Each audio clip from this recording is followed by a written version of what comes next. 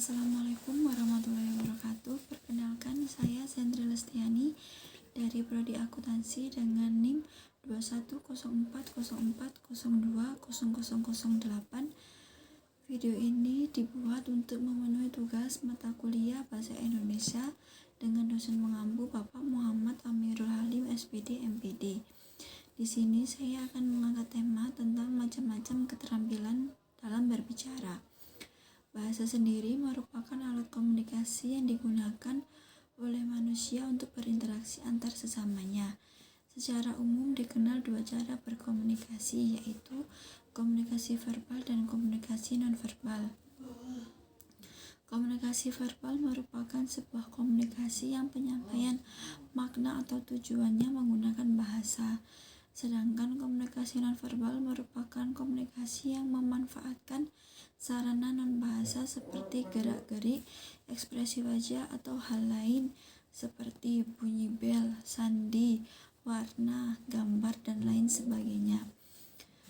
Selanjutnya, faktor-faktor yang mempengaruhi dalam keefektifan berbicara. Yang pertama, ketepatan pengucapan. Seorang pembicara harus membiasakan diri mengucapkan bunyi-bunyi bahasa secara tepat. Pengucapan bunyi bahasa yang kurang tepat dapat mengalihkan perhatian pendengar.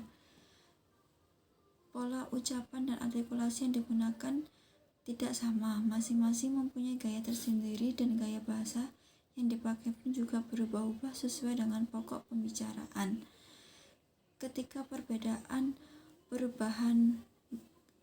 itu terlalu mencolok sehingga dapat menimbulkan suatu penyimpangan dalam keefektifan komunikasi. Kemudian yang kedua, pilihan kata atau diksi. Pilihan kata hendaknya harus tepat, jelas, dan bervariasi. Jelas maksudnya mudah dimengerti oleh pendengar yang menjadi sasaran dalam berkomunikasi. Pendengar akan lebih mudah memahami ketika kata-kata yang digunakan merupakan kata-kata yang umum, sehingga kata-kata yang digunakan tidak muluk-muluk dan kata-kata yang tidak berasal dari bahasa asing. Diksi adalah kemampuan pembicara dalam memilih kata-kata untuk menyusunnya menjadi rangkaian kalimat yang sesuai dengan keselarasan dari segi konteks. Yang ketiga, keefektifan kalimat pembicara. Pembicara yang menggunakan kalimat yang efektif akan memudahkan pendengar menangkap pembicaraannya. Susunan penuturan kalimat ini sangat besar pengaruhnya terhadap keefektifan dalam penyampaian. Seorang pembicara harus mampu menyusun kalimat efektif sehingga mampu menimbulkan pengaruh, menimbulkan kesan, atau menimbulkan akibat. Kalimat efektif memiliki ciri utuh, berpautan, pemusatan perhatian, dan kehematan. Selanjutnya adalah macam-macam keterampilan berbicara. Yang pertama, berdialog.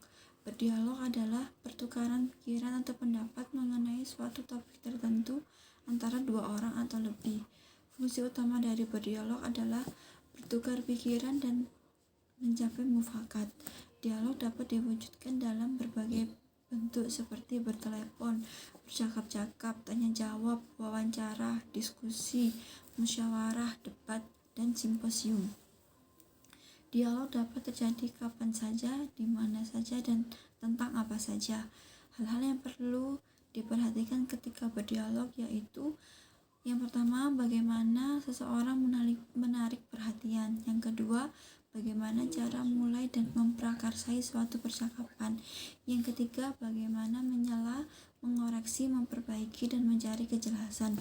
Dan yang keempat, bagaimana mengakhiri suatu percakapan. Kemudian yang kedua, menyampaikan pengumuman. Menyampaikan pengumuman berarti menyampaikan sesuatu hal yang perlu diketahui oleh khalayak ramai. Kemudian yang ketiga adalah debat.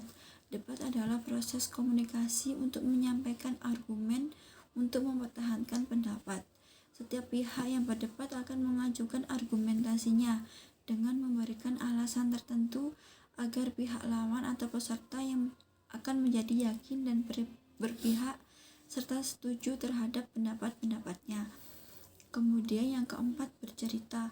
Bercerita atau yang biasa lebih dikenal dengan mendongeng adalah cara yang dilakukan untuk menyampaikan suatu cerita kepada para penyimak, baik dalam bentuk kata, gambar, foto maupun suara.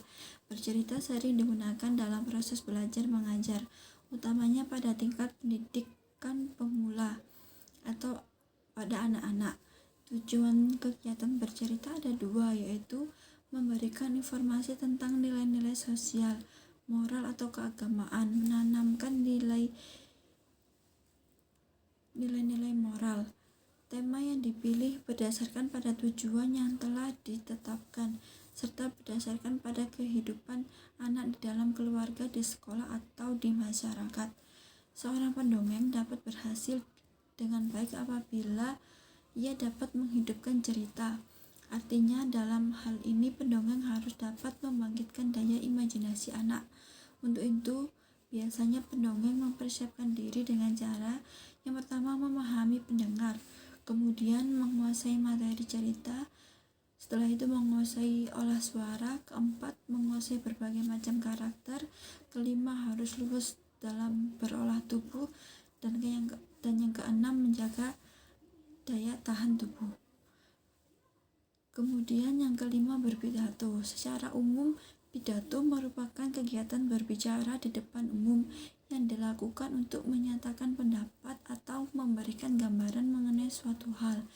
Tujuan pidato antara lain yaitu digunakan untuk memberikan suatu pemahaman maupun informasi terhadap orang lain atau bersifat informatif.